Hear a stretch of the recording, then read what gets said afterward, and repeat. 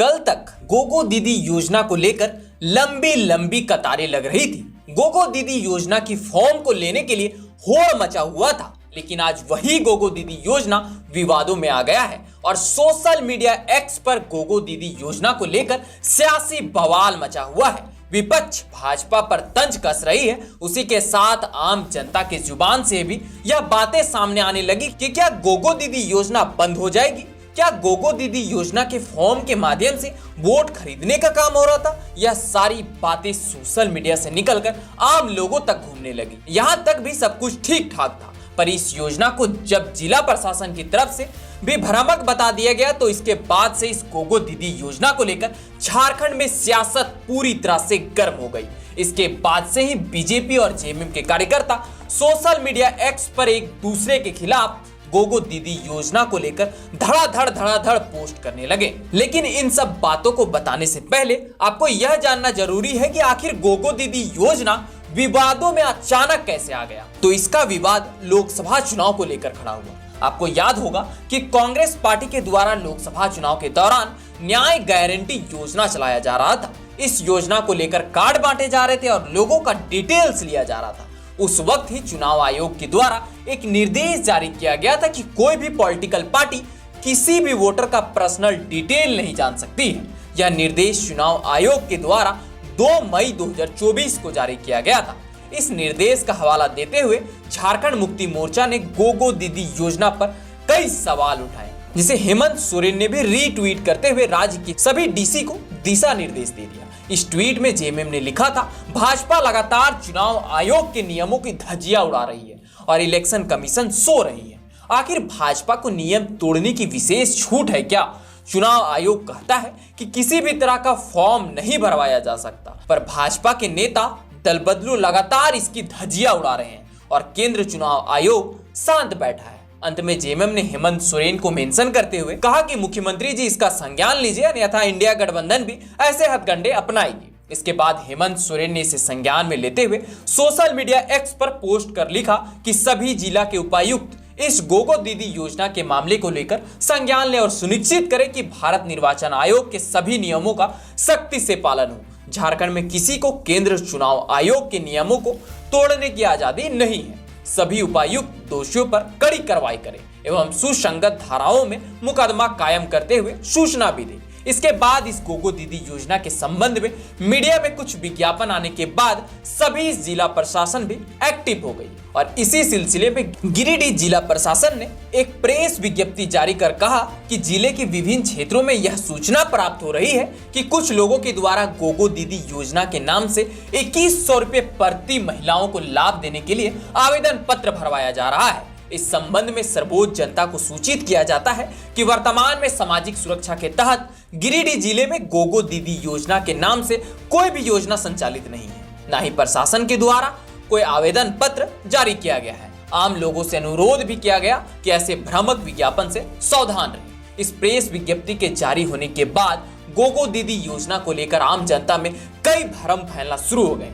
इस निर्देश के तुरंत बाद असम के मुख्यमंत्री सह झारखंड बीजेपी चुनाव प्रभारी हिमंता बिश्व शर्मा ने कहा कि चुनाव आयोग के आदर्श आचार संहिता चुनाव अधिसूचना जारी होने की तिथि से शुरू होती है। अधिसूचना जारी होने तक प्रत्येक राजनीतिक दल को अपने कार्यक्रम संचालित करने का अधिकार है, जब तक हम किसी नियम या संवैधानिक प्रावधान का उल्लंघन नहीं कर रहे हैं। हमारी गतिविधियों में राज्य सरकार द्वारा किसी भी प्रकार का हस्तक्षेप अवैध माना जाएगा। अब आपको बताते हैं कि पूरा माजरा क्या था, किस बात को लेकर विपक्ष हमलावर हो रही थी। पहले आप इस गोगो दीदी योजना के फॉर्म को देखिए। इस फॉर्म में सबसे ऊपर गोगो दीदी योजना लिखी हुई है, उसके नीचे लिखा हुआ है हर महीने की 11 तारीख को 2100 रुपया सभी महिलाओं के खाते में। उसी के नीचे पंजीकरण फॉर्म लिखा हुआ है, उसके बगल में दिनांक लिखा हुआ है, उसके नीचे आवेदिका का नाम, पिता या पति का नाम, mobile number, panchayat, ward, block, जिला और परिवार में महिलाओं की संख्या। इनके सभी अलग कॉलम बने हुए। लिखी हुई इस फॉर्म में यह सभी जानकारी भर करके अपने पंचायत के बूथ अध्यक्ष को जमा कर देना था। इस फॉर्म को हर एक विधानसभा में पहुंचा दिया गया था और भाजपा की टारगेट थी कि 7 अक्टूबर तक 29 लाख महिलाओं से फॉर्म भरवा लिया जाए। यहां तक आप सोच रहे होंगे कि इसमें दिक्कत क्या है, तो इसी को लेकर जेएमएम ने भाजपा पर आरोप लगाए कि भाजपा चुनाव से पहले महिलाओं की सारी जानकारी ले रहा है और चुनाव के वक्त इस डेटा का मिसयूज करेगा। फॉर्म में कहीं भी अकाउंट नंबर लिखने का कॉलम नहीं बना हुआ है।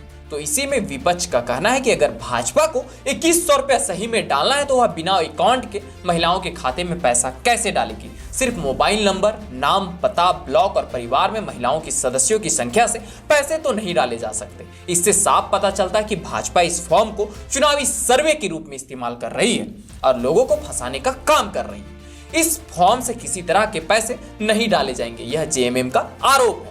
लेकिन कहीं ना कहीं देखें तो इन बातों में थोड़ी सच्चाई जरूर नजर आती है। ऐसा इसलिए क्योंकि भाजपा पंचप्रण योजना में यह घोषणा की है कि झारखंड में अगर भाजपा की सरकार बनती है तो पहले कैबिनेट बैठक में सभी महिलाओं के खाते में 2100 रुपए पैसे डाले जाएंगे। इसके लिए फॉर्म भी जारी कर दिया गया। लेकिन सोचने वाली बात यह भी है कि इस फॉर्म में किसी भी स्थान पर अकाउंट नंबर के लिए खाली जगह नहीं छोड़ा गया। तो ऐसे में भाजपा महिलाओं के खाते में पैसा कैसे डाल सकती है?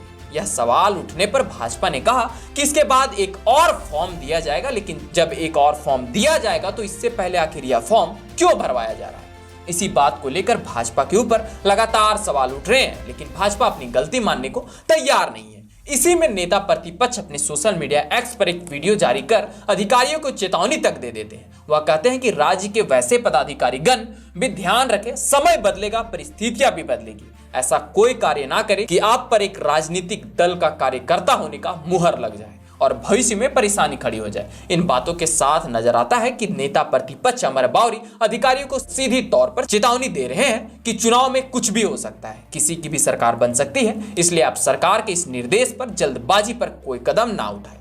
इसी के साथ उन्होंने यह भी कहा कि अगर आप गोगो दीदी योजना का फॉर्म नहीं भरे हैं तो उसे भर लीजिए और इंतजार कीजिए, भारतीय जनता पार्टी की सरकार आएगी और प्रत्येक 11 तारीख को हर महिलाओं के खाते में 2100 रुपया डाले जाएंगे। इसके बाद अमर बावरी ने झामुमो को टैग करते हुए लिखा, काहे कांप रहे हो? उसी का जवाब देते हुए झारखंड मुक्ति मोर्चा ने लिखा, चोर की चोरी पकड़े जाने पर आ गए सीना जोरी पर। केंद्र में मोदी सरकार आपकी है तो चोरों की तरह फॉर्म क्यों भरवा रहे थे?